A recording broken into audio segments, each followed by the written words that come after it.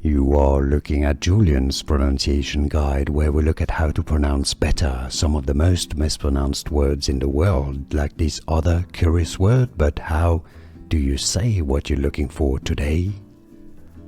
We are looking at how to pronounce these names and more confusing names from ancient Rome and Latin vocabulary as well.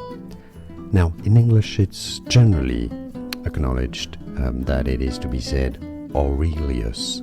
Aurelius. Now, although in Latin, really, it would be said more as Aurelius.